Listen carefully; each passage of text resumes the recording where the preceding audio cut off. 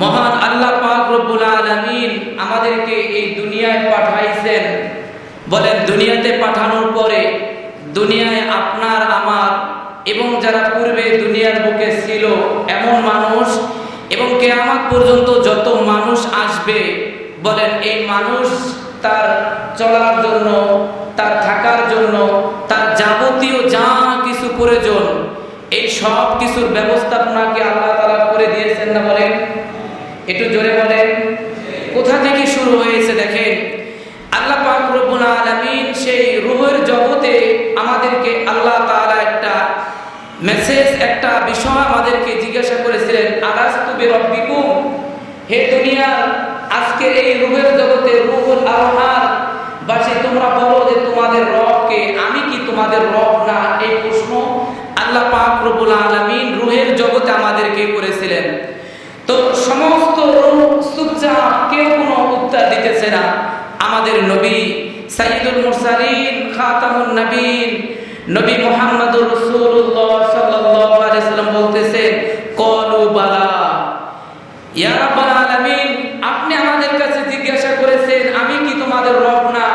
আমি বলতেছি, আমি তোমাদেরকে জিজ্ঞাসা উত্তর দিয়ে দিলাম, দুনিয়ার যত রূহ আছে সমস্ত রূহের অ্যাডভান্স উত্তর আমি আল্লাহ পাক দিয়ে দিলাম।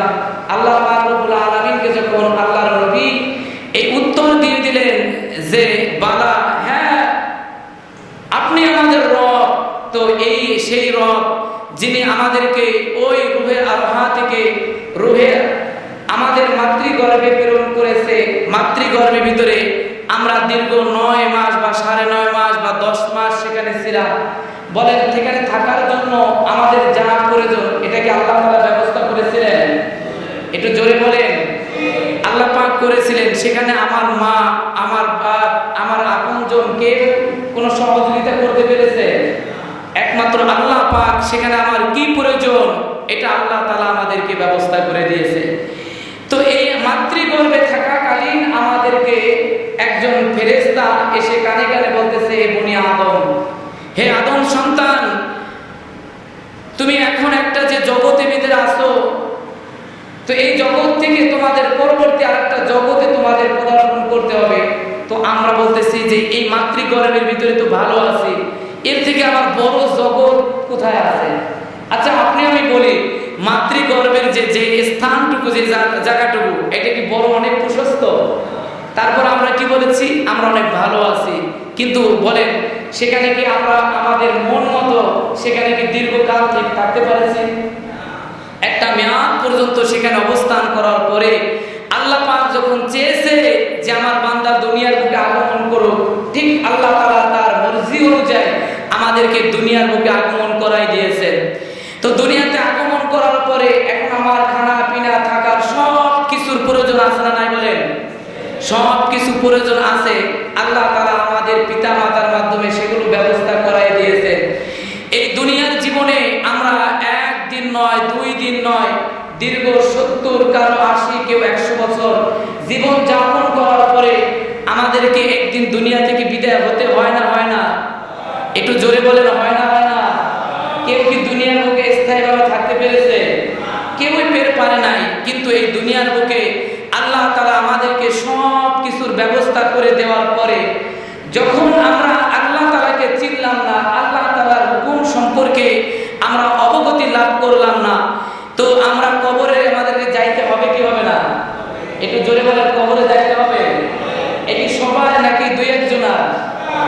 দুনিয়ায় কেউ স্থায়ীভাবে থাকতে পারবে না, এটা সকলে জানলেও আমাদের আমলে প্রকাশ পায় আমরা দুনিয়ায় স্থায়ী। ঠিক না বলেন? যদি এমনটাই না হইতো মসজিদ শূন্য থাকতো না, এমনটা না হইলে মসজিদ শূন্য থাকতো না। তো আমাদের আপনার দুনিয়ার চিন্তা ভাবনা, চিন্তা চেতনা হলো দুনিয়াভাবে স্থায়ী থাকা, স্থায়ী সব কিছু করা। কি এমন একটা মন মস্তিষ্ক আমাদের চলতেছে না? তো এই দুনিয়ার জীবনের হায়াত আমরা পাড়ি দেওয়ার পরে কেউ ভালো আমল করবে, কেউ মন্দ আমল করবে। তো ভালো আমলকারীকে আল্লাহ রাব্বুল আলামিন ওয়াদা করেছে, ইন্নাল্লাযীনা আমানু ওয়া আমিলুস সলিহাত লাহুম জান্নাতুন তাজরি মিন তাহতিহাল আনহার। আল্লাহ পাক রব্বুল আলামিন বলে, দুনিয়ার এত নাজ নেয়ামত সব কিছু পাওয়ার পরে আমার যেই সকল বান্দারা এবং বান্দিরা আমি আল্লাহ তাআলার পরিচয়, রবের পরিচয় পাওয়ার পরে এই দুনিয়ার বুকে তারা থাকে নাই, বরং আমি রবের সাথে সাক্ষাতের জন্য চলে এসেছে, লাহুম জান্নাতুন তাজরি মিন তাহতিহাল আনহার, আমি আল্লাহ পাক রব্বুল আলামিন তাদেরকে প্রবাহিত একটা নহর বিশিষ্ট জান্নাতের মালিক করে দিব। একটু জোরে বলেন না সুবহানাল্লাহ। এই যারা নেক আমল করবে তাদের জন্য এই বরাদ্দ, কিন্তু আমার আয়াত যেটা সেটা কিন্তু নেক আমলের ব্যাপারে না, বরং কেউ নেক আমল করে নাই, কিন্তু আপনার কাছে আমি জিজ্ঞাসা করি, নেক আমল যারা করে নাই তাদের হায়াত কি বসে আছে? একটু জোরে বলেন, হায়াত কি বসে আছে? যে এমন না যে সে যে কিশোর ছিল, যে যুবক ছিল, সে যুবক অবস্থায় আছে, সে বয়োবৃদ্ধ হয় নাই, এমন কি? একটু জোরে বলেন, এমন কি বিষয়? বলতেছে এমন বিষয় না। এরপরে যখন আমাদের দুনিয়ার হায়াতের যে মিকদার আছে, পরিমাণ আছে, শেষ হয়ে গেল, এখন কবরে যাওয়ার পরে ফয়সালা হয়ে গেল, জাহান্নামের ফেরেশতারা কবরে আসছে, আসার পরে আল্লাহ পাক রব্বুল আলামিন ফেরেশতাদের মাধ্যমে জানাইয়া দেন, ও এই কবরবাসী ফেরেশতারা, তোমরা আমার এই বান্দার কাছে জিজ্ঞাসা করো, আমি কি তার চলার জন্য দুইটা চোখ, দুইটা পা দিই নাই, দেখার জন্য দুইটা চোখ দিই নাই, শোনার জন্য কি দুইটা কান দিই নাই? এই সব কিছু দেওয়ার পরে আমার এই বান্দা কোন কারণে জাহান্নামে আসলো? কোথায় আসলো? আল্লাহ পাক রব্বুল আলামিন আমাদেরকে আয়াতে কারিমার ভিতরে জানিয়ে দেন, মা সালাকাকুম ফি সাকার, ও বান্দা আমি তোমাকে দুনিয়ার বুকে চলার জন্য যা কিছু প্রয়োজন আমি আল্লাহ তোমাকে সব কিছু দিয়েছি, কিন্তু বান্দা বলো, মা সালাকাকুম, কোন জিনিস তোমাকে আজকে বাধ্য করলো ফি সাকার, যে তুমি জাহান্নামের ভিতরে চলে এসেছো? আজকে তুমি আমার এটার একটা উত্তর দাও। তো এখন এই যে যারা বলেন জাহান্নামে গেছে, তাদের কি কোনো উত্তর আছে? কি বলে নাই? অবশ্যই উত্তর আছে। আল্লাহ পাক পরের আয়াতে কারিমার ভিতরে জানিয়ে দেন যে যখন তাদেরকে এই অবস্থার উপরে প্রশ্ন করা হবে যে তোমাদের জাহান্নামে আসার কারণ কি, তার আল্লাহ পাক রব্বুল আলামিনকে বলবে, ক্বালু লাম নাকু মিনাল মুসাল্লিন, ওগো রব, আমরা দুনিয়ার বুকে নামাজি ছিলাম না। কি ছিলাম না? বলে একটু জোরে বলেন, কি ছিলাম না? তারা বলে, ক্বালু লাম নাকু মিনাল মুসাল্লিন ওয়া লাম নুতঈমুকুমুল মিসকিন। নাম্বার একটা তারা উত্তর দিবে, দুনিয়ার বুকে আমরা মুসল্লি ছিলাম না, নামাজি ছিলাম না। দ্বিতীয় নম্বরে তারা উত্তর দিবে, রব, দুনিয়াতে আপনি আমাদেরকে সব কিছু দেওয়ার পরেও আজকে যে জাহান্নামের অধিবাসী আমরা হয়েছি, তার দ্বিতীয় নাম্বার কারণ হলো আপনি যে সম্পদের মালিক আমাদেরকে বানিয়েছেন, যে রিজিক আমাদেরকে দিয়েছেন, এই রিজিক থেকে দরিদ্র অসহায় মানুষদেরকে আমরা দিতাম না। কি করতাম না? একটু জোরে বলে, একটু জোরে বলেন, কি বলতো? তারা উত্তর দিয়ে দিচ্ছে আল্লাহ তাআলার কাছে, অগ্রিম আল্লাহ পাক আমাদেরকে জানাই দিতেছে যে জাহান্নামীরা এই উত্তর দিবে যে আল্লাহ, আমরা তো দুনিয়াতে নামাজি ছিলাম না, দান করতাম না, মানুষ অসহায় হয়তো তার পাশে আমরা দাঁড়াইতাম না। তো দেখেন, এই জাহান্নামে যাওয়ার কারণ সে নিজেই ব্যক্ত করেছে যে আল্লাহ, আমরা এই জন্য জাহান্নামে এসেছি। আচ্ছা বলেন, ওই যে মানুষগুলো জাহান্নামী হয়েছে, এই মানুষগুলো কি পুনরায় আবার দুনিয়াতে এসে ইবাদত বন্দেগী করার চান্স পাবে? একটু জোরে বলেন, চান্স কি পাবে? আপনার আমার চান্স কি হারাই গেছে না এখনো আছে? একটু জোরে বলেন, আছে না নাই? এজন্য যে হাদিসে পাক আমি তেলাওয়াত করেছি, আল্লাহর নবী সাইয়্যিদুল মুরসালিন খাতামুন নবীন, এই বিষয়গুলো উপলব্ধি করার জন্য, বোঝার জন্য আল্লাহর নবী বলতেছেন, ইকতানিম খামসা ক্বাবলা খামসিন, হে আমার উম্মতেরা, তোমরা সজাগ দৃষ্টিতে শুনো, ইকতানিম খামসান, পাঁচটা বিষয়ে তোমরা গুরুত্ব দাও। কয়টা বিষয়? একটু জবান খুলে বলেন। পাঁচটা বিষয়ে তোমরা গুরুত্ব দাও। কোন সময়? ক্বাবলা খামসিন, পাঁচটা বিষয় আসার পূর্বে। আল্লাহর নবী বললেন, পাঁচটা বিষয় তোমাদের সাথে জীবনে সংগঠিত হওয়ার পূর্বেই তোমরা পাঁচটা বিষয় তোমরা গুরুত্ব দাও।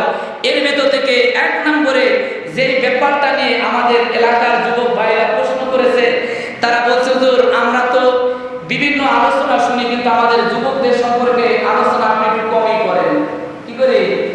কমই করেন। তো সেই যুবকদের ব্যাপারে দেখেন আলোচনা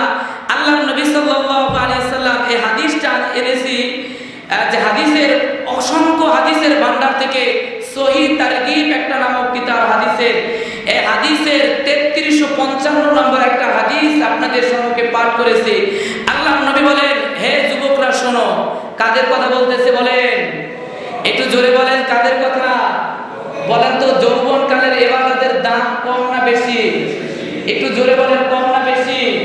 এই দুনিয়ার বুকে যারা যুবক অবস্থায় আল্লাহ পাককে চিনেছে, দুনিয়ায় তাদের দ্বারা এই উম্মতের দ্বীনের কোরআন হাদিসের খেদমতও বেশি হয়েছে। ঠিক না বলেন? একটু জোরে বলেন, ঠিক না বেঠি? এই দুনিয়ার বুকে যে সকল যুবক আল্লাহ পাককে চিনেছে, তাদের দ্বারা কোনো সমাজ ধ্বংস হয় নাই, তাদের দ্বারা কোনো মায়ের ইজ্জত লুণ্ঠন হয় নাই, তাদের দ্বারা সমাজে কোনো অন্যায় অবিচার তাদের দ্বারা সংগঠিত হয় নাই। কিন্তু যখন এই যুবকদের চরিত্র নষ্ট হয়ে যায়, যখন তারা কোনো কৃষ্টি কালচারকে তাদেরকে গ্রাস করে নেয়, এই মানুষগুলা জাহিলিয়াতের যুগকেও ফেল করে দেয়। ঠিক না বলে? এই জন্য যুবকদের সর্বপ্রথম এই সমাজের ভিতরে, এই দুনিয়ার বুকে আল্লাহ তাআলার দ্বীনের ঝান্ডাবাহী হিসেবে যুবকদের তোমাদের অবসর সময়টাকে তোমরা কাজে লাগাও। এমন একটা সময় আসার পূর্বে যখন তোমরা চাবে নামাজে যাইতে, কিন্তু তৌফিক হবে। একটু জোরে বলেন, তৌফিক হবে। এজন্য আল্লাহ নবী পঞ্চম নম্বরে বলতেছে, ওয়া হায়াতাকা ক্বাবলা মাউতিক। পঞ্চম নম্বরে তোমাদের মৃত্যু আসার পূর্বে তোমরা হায়াতকে কাজে লাগাও। একটু জোরে বলেন, কিসের কথা বলেছে? আমরা কি হায়াতে আছি না মৃত্যু অবস্থায় আছি? জোরে বলেন তো। সবাই জীবিত আছে? একটু সবাই বলেন, জীবিত আছে সবাই? আচ্ছা বলেন, আজকে যদি আপনার আমার ইন্তেকাল হয়ে যায় আর আল্লাহ তাআলা যদি আমাদের কাছে হিসাব দেয়, হিসাব কি সবাই কমপ্লিট? একটু সবাই বলেন, হিসাব কি কমপ্লিট? যদি হিসাব কমপ্লিট না হয়, হিসাবকে আমাদের কমপ্লিট করতে হবে কি হবে না?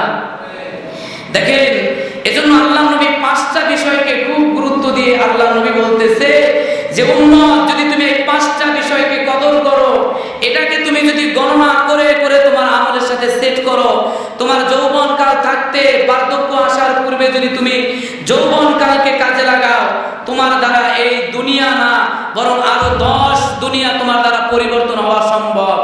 আর যদি তুমি ঘুমায়ে থাকো, তুমি যদি দুনিয়ার সর্বপ্রকারে অশ্লীলতার ভিতরে থাকো, তো দেখো এই দুনিয়ার ভিতরে সর্বপ্রথম যে সমস্ত মানুষদের দ্বারা এই দুনিয়ার আল্লাহ পাকের মর্জির কাজ হয়েছে, তাদের ভূমিকার ভিতরে দেখা যায় যুবকরাই বেশি। কারা বেশি? যুবকরাই বেশি। এই জন্য যুবক ভাইদেরকে আমি অনুরোধ করব, যদি আপনারা মায়ের সমাজের পরিবর্তন চান, তাহলে কি আপনাদেরকে নেট ফেসবুকে সময় দিয়ে সময় নষ্ট করা যাবে বলে? লেখাপড়া বাদ দিয়ে অন্য কাজ করা যাবে বলে? এই যদি এই সব কিছুর গুরুত্ব আমরা যুবক ভাইরা বুঝি, তাহলে এই সমাজ এমন একটা সমাজ হবে।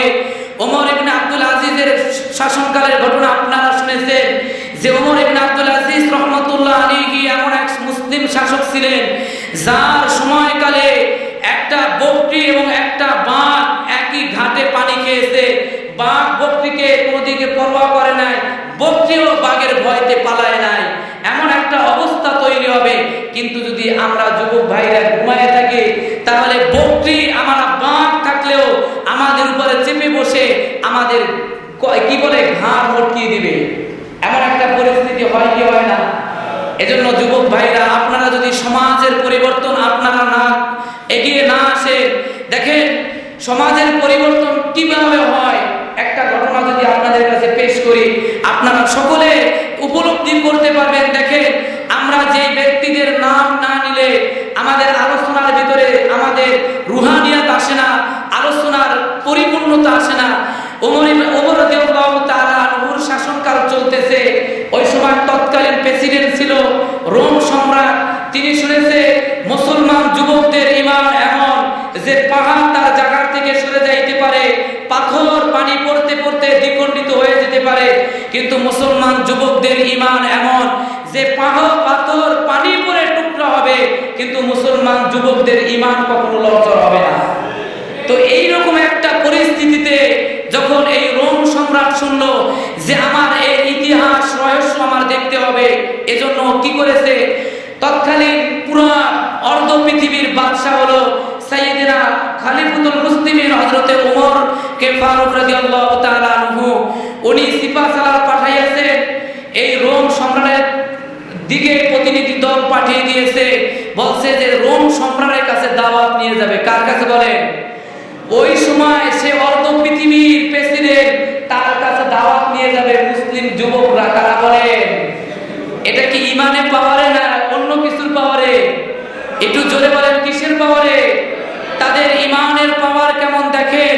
এই রোম সম্রাট শুনেছে, শুধু দেখে নাই, উনি বলতেছে আমার পরীক্ষা করতে হবে মুসলমান যুবকদের ইমান কেমন। উনি সৈন্য পাঠাই দিয়েছে সীমান্তে যখন আব্দুল্লাহ ইবনে হুযাফা রাদিয়াল্লাহু তাআলা আনহু ওনার নেতৃত্বে বিশাল মুসলমান যুবক সমাজ এক বিশাল যখন এই রোমের প্রেসিডেন্টের কাছে দাওয়াত নিয়ে যাইতেছে, এই অবস্থায় ধরা পড়ে গেছে। কি করে বলছে? ধরা পড়ে গেছে। সকলে নিশ্চিত জানে আমাদের মৃত্যু ছাড়া কোনো উপায়। এই অবস্থায় যখন ধরা পড়েছে, আব্দুল্লাহ ইবনে হুযাফা রাদিয়াল্লাহু তাআলা বলে, মুসলিম যুবকেরা তোমরা শুনো, আমরা এমন এক আল্লাহর গোলাম, এমন এক নবীর উম্মত, আমাদের এমন একটা বাণীর দাওয়াত আমরা মানুষের কাছে দিই, যে বাণীর শুরুতে আল্লাহ পাক রব্বুল আলামিন এই দুনিয়ার সমস্ত মানুষকে চ্যালেঞ্জ করে বলেন, যালিকাল কিতাবু লা রাইবা ফীহি হুদাল লিল মুত্তাকিন। এরপরে এমন এক রাসূলের উম্মত আমরা, মুহাম্মাদুর রাসূলুল্লাহ ওয়াল্লাযীনা মা'হু আশিদ্দাউ আলাল কুফফারি রুহামা। এরপরে এমন একটা রবের আমরা গোলামি করি, যে রব শুধু আসমান জমিন নয়, এই দুনিয়ার সমস্ত কুল কায়নাতের সব কিছু যে রব তিনি তৈরি করেছেন, সেমন এক রবের আমরা গোলামি করি। আব্দুল্লাহ ইবনে হুযাফা রাদিয়াল্লাহু তাআলা আনহু যখন এই ঈমান দীপ্ত বক্তৃতা দিলেন, যুবকদের ভিতরে যতটুকু ভয় ছিল, ভয় কি এখন আছে বলেন? একটু যুবক ভাইরা বলেন, ভয় কি এখন আছে? আব্দুল্লাহ ইবনে হুযাফা রাদিয়াল্লাহু তাআলা আনহুর এই কথা বলে যতটুকু রোম সম্রাটকে তারা ভয় পেয়েছিল, তার থেকে দ্বিগুণ আল্লাহর প্রতি বিশ্বাস তাদের বেড়ে গেছে। একটু জোরে বলেন না সুবহানাল্লাহ। রোমের সম্রাটের যারা গোয়েন্দা বাহিনী ছিল, সকলে করজোড়ের দরবারে তাদেরকে নিয়ে গেল, চক্ষু বন্ধ করে তাদেরকে অন্ধকার কারাগারে নিয়ে গেল, নিয়ে মুসলমান যুবকদেরকে কারাগার বন্দী করে আব্দুল্লাহ ইবনে হুযাফা রাদিয়াল্লাহু তাআলা আনহুকে রোম সম্রাটের কাছে নিয়ে গেছে। কার কাছে নিয়েছে বলে? রোম সম্রাটের কাছে নিয়ে গেছে। রোম সম্রাট বলতেছে, দেখেন যুবক ভাইদেরকে একটা মেসেজ আজকে খুব গুরুত্ব দিয়ে মনে রাখতে হবে। আব্দুল্লাহ ইবনে হুযাফাকে রোম প্রেসিডেন্ট বলতেছে, ও আব্দুল্লাহ ইবনে হুযাফা শোনো, আমি তোমাকে মারার জন্য আনি নাই, তোমাকে অন্ধকার কারাগারে বন্দী করে রাখার জন্য আনি নাই। আমি তোমাকে কিছু প্রস্তাব দিব, যদি তুমি এই প্রস্তাবে রাজি হয়ে যাও, তাহলে তোমাকে এমন কিছু আমি দিব যে সারা জীবন আর তোমার কিছু লাগবে না। কি বলেন? সারা জীবনে আর কিছু লাগবে না। আপনারা বলেন, রোম প্রেসিডেন্ট সে কুফর, যিনি কুফরি কাজ করত, কাফেরের কাছে কি মুসলমান যুবকের ঈমান ধ্বংস হবে? কি মনে করেন? আব্দুল্লাহ ইবনে হুযাফা রাদিয়াল্লাহু তাআলা আনহু বলতেছে, হ্যাঁ রোমের প্রেসিডেন্ট, আপনি বলেন আপনার কি প্রস্তাব? বলতেছে, এক নম্বর প্রস্তাব হলো তুমি মেহমানখানায় বসো। একটু জোরে বলেন না সুবহানাল্লাহ। নিয়ে গেছে কয়েদি, বসাইতেছে মেহমানখানায়। উদ্দেশ্য কিছু আছে না নাই? একটু জোরে বলেন, উদ্দেশ্য কিছু আছে না নাই? নাম্বার এক বলতেছে, ও আব্দুল্লাহ ইবনে হুযাফা শোনো, তুমি যে ঈমান গ্রহণ করেছো, যদি তুমি এই ঈমানকে ছেড়ে দাও, আমি তোমাকে এই পুরা রোম সাম্রাজ্যের মালিকানা দিয়ে দিব। কি দিয়ে দিবে? আচ্ছা বলেন, প্রস্তাবটা কি ছোট না বড়? এরপরে হয়তোবা তোমার ঈমান ছাড়ার কারণে তোমার দেশ থেকে মুসলমানরা তোমাকে বের করে দিবে, কিন্তু শোনো, তুমি কোনো হতাশ হয়েও না। হ্যাঁ মুসলমান যুবক, তুমি শোনো, আব্দুল্লাহ ইবনে হুযাফা রাদিয়াল্লাহু তাআলা আনহুকে যখন এই কথাগুলো বলল, দ্বিতীয় নাম্বার প্রস্তাব দিতেছে, তোমাকে দেশ থেকে বের করে দিবে, হয়তোবা তোমাকে তারা এমন শাস্তি দিবে, কিন্তু শোনো, আমার কাছে এমন একটা কৌশল আছে, আমার একটা সুন্দরী রমণী আছে, আমি তোমাকে এই সুন্দরী রমণী তোমাকে দিয়ে দিব। প্রস্তাব এটা কি খারাপ? আর একজন প্রেসিডেন্টের মেয়ের বিবাহ করা, এটা কি যেমন তেমন কথা? কি মনে করেন? এরপরে আব্দুল্লাহ ইবনে হুযাফা বলতেছে, আপনার তৃতীয় নাম্বার প্রস্তাব বলেন।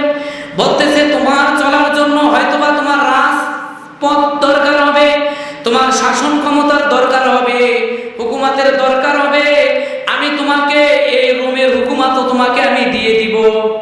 প্রস্তাব এটাও কি কম? একটু জোরে বলেন, এটা কি ছোট প্রস্তাব? তো বলতেছে রোমের সম্রাট, আপনার কি প্রস্তাব দেওয়া শেষ হয়েছে? কি বলতেছে? প্রস্তাব দেওয়া শেষ হয়েছে? বলতেছে হ্যাঁ, প্রস্তাব দেওয়া শেষ হয়েছে। এই প্রথম প্রকারে প্রথম ধাপে লোভ দিছে। কি দিছে? লোভ দিছে। দ্বিতীয় ধাপে বলতেছে ঠিক আছে, আপনার এই প্রস্তাবকে যদি আমি মেনে না নিই আমাকে কি করবে? বলতেছে তোমাকে অন্ধকার কারাগারে পাঠিয়ে দিব। বলতেছে তারপরে আপনি কি করবেন? বলতেছে তারপরে আমি তোমাকে জ্বলন্ত তেলের ভিতরে তোমাকে ভুনা করব। কি করব? গুনাহ করব, তার বিনিময়ে তোমাকে ঈমান ছাড়তে হবে। আচ্ছা, আপনারা এখানে যারা মুসলিম যুবক আছে বলেন, এই যে সাহাবী আব্দুল্লাহ ইবনে হুযাফা, তার ঈমান কি এখন আগের মতো আছে না একটু পরিবর্তন হয়েছে? একটু জোরে বলেন, আগের মতো আছে না একটু পরিবর্তন হয়েছে? আব্দুল্লাহ ইবনে হুযাফা রাদিয়াল্লাহু তাআলা আনহু বলেন, হে বেঈমান, তুমি শোনো, তুমি এই রোম তো শুধু রোমের সাম্রাজ্য নয়, যদি এইরকম আরো 10 নয় বরং 10 লক্ষ রোমের প্রেসিডেন্ট তুমি যদি হও, আর এই সব কিছুর বিনিময়ে যদি তুমি শুধু বলো মুহাম্মদ সাল্লাল্লাহু আলাইহি সাল্লামের ধর্মের ভিতরে ছোট্ট একটা বিষয় তুমি ছেড়ে দিবে, তুমি কান খুলে শুনে রাখো, আমি সাহাবী আব্দুল্লাহ ইবনে হুযাফা বলতেছি, আমি একটা ছোট মুস্তাহাব বিষয়ও ছেড়ে দিব না। একটু জোরে বলেন না সুবহানাল্লাহ। রোম সম্রাটের মাথা কি ঠিক এখন আছে? একটু জোরে বলেন। এত বড় প্রস্তাব পেয়েও যখনই হলো না, বলতেছে এরা অন্ধকার কারাগারে পাঠাইয়া দাও। কারাগারে পাঠাইয়া দিয়ে খানা পিনা কিছুই দিবে না, অন্ধকার কারাগারে বন্দী করে রাখবে। কোথায়? অন্ধকার কারাগারে বন্দী করে রাখবে। কি জন্য? একটু বলেন, একটু কিসের জন্য বলেন? ঈমানের জন্য। এরপর আব্দুল্লাহ ইবনে হুযাফা রাদিয়াল্লাহু তাআলা আনহুকে কারাগার বন্দী করা হলো।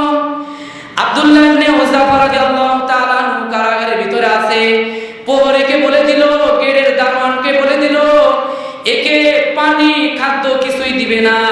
এক পর্যায়ে যখন তার মৃত্যু চলে আসবে, আবার সেখানে হাকিমদেরকে বলে দিল যে তোমরা পরীক্ষা করবে যে জীবন আছে না নাই।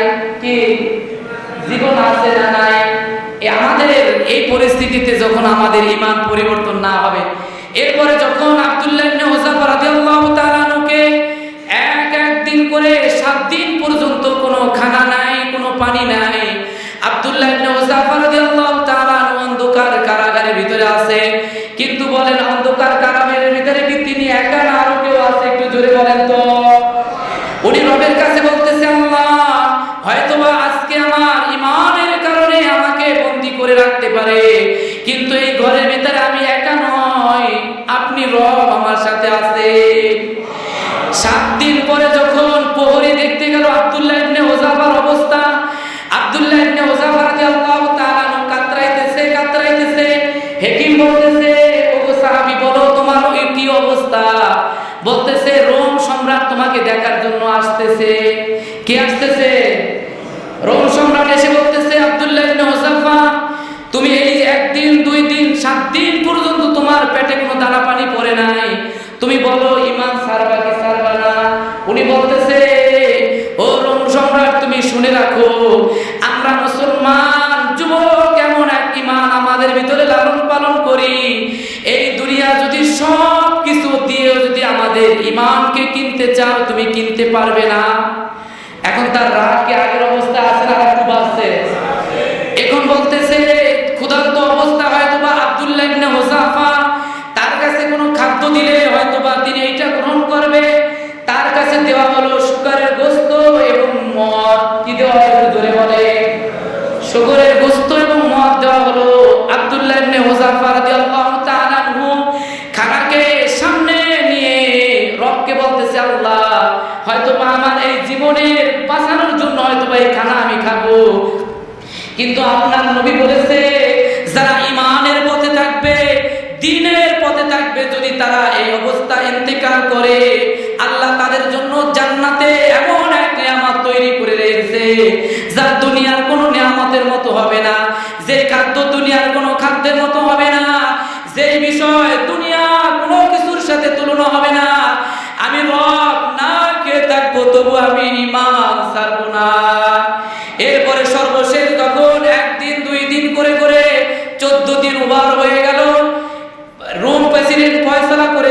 তৃতীয় নাম্বার স্টেপের যে শাস্তি, সেটা ছাড়া আর কোনো গতি নাই। রোম সম্রাট বিশাল আগুনে সে গরম তৈলাক্ত তেল নিয়ে সেখানে কয়েদি তার সামনে ফেলে দিয়ে ভাজা করে দেখাইতেছে, ও আব্দুল্লাহ ইবনে হুযাফা, যদি তুমি ঈমান না ছাড়ো তোমাকে এরকম ভাজা করা হবে। কি করা হবে বলেন? আমি যুবক ভাইদেরকে বলতে চাই, আমাদের এরকম পরিস্থিতি কি এখনো আসছে? আমাদের মসজিদের দরজা কি বন্ধ হয়েছে? আমাদের সমাজের দরজা কি বন্ধ হয়েছে? আমাদের কালিমার দাওয়াত কি দরজা বন্ধ হয়েছে? কোনো কিছু বন্ধ হয় নাই, কিন্তু তারপর আমরা নামাজ কেন পড়ি না?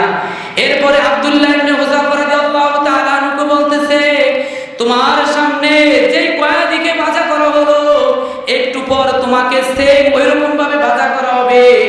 আব্দুল্লাহ ইবনে হুযাফা রাদিয়াল্লাহু তাআলা চোখের পানি ছেড়ে দিতেছে।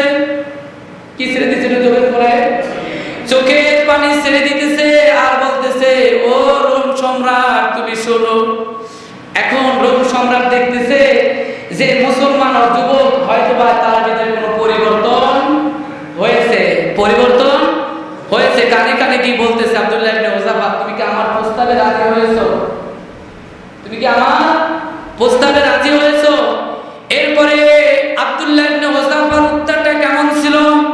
ইতিহাসের পাতায় স্বর্ণে অক্ষরে সেই 1450 বছর আগ থেকে এখন পর্যন্ত কিতাবের ভিতরে এভাবে আসছে, আব্দুল্লাহ ইবনে হুযাফা রাদিয়াল্লাহু তাআলা আনহু এই বিশাল রোম সম্রাটের সামনে তার এই ক্লান্ত শরীর নিয়ে 14-15 দিন না খাওয়া অবস্থায় তার সিনাকে টান করে দিয়ে বলতেছে, ও রোম সম্রাট, আজকে আমি দেখতেছি আমাকে আল্লাহ একটা মাত্র জীবন দিয়েছে। আজকে যদি আল্লাহ তাআলা আমাকে আব্দুল্লাহ ইবনে হুযাফাকে 100 নয় বরং 1 লক্ষ জীবন যদি আল্লাহ আমাকে দিতে, তাহলে আমি আজকে 1 লক্ষ জীবন আল্লাহর দ্বীনের জন্য আজকে আমি তেলে যাইতাম। একটু জোরে বলেন না সুবহানাল্লাহ। এরপরে রোম সম্রাট যখন দেখলো যে আমি দুনিয়ায় শুনেছি মুসলমান যুবকদের ঈমান আমি আজকে বাস্তবে দেখলাম, অতএব আমি আজকে কসম দিয়ে বলতেছি মুসলমান যুবকদের ঈমান এটা কোনো কিছুর কাছে বিক্রি। একটু জোরে বলেন, বিক্রি। দুনিয়ার কোনো মানুষ লোভ লালসায় পড়ে হয়তোবা কোনো অঘটন করতে পারে, দুর্নীতি করতে পারে, দুরাচরণ করতে পারে, কিন্তু যুবক সমাজ আমাদেরকে চোখে আঙ্গুল দিয়ে দেখিয়ে দিয়েছে যে আমরা যুবকরা এমন একটা জাতি। আজকে সফরের 25 তারিখ, সফরের 1 তারিখে মুসলিম যুবকরা, এই দেশের যুবকেরা দেখাই দিয়েছে আমরা দেশপ্রেমিক, ইসলাম প্রেমিক। এই এমন একটা দৃষ্টান্ত দিয়ে এই জমিনের বুকে তারা তাজা রক্ত দিয়ে তারা এইটাকে প্রমাণ করে দিয়ে গেছে আমরাও ধর্মপ্রেমী। ঠিক না বলে? এই দেশকে তারা আবার দ্বিতীয়বার স্বাধীনতার একটা ঘোষণা দিয়েছে কি দেয় নাই?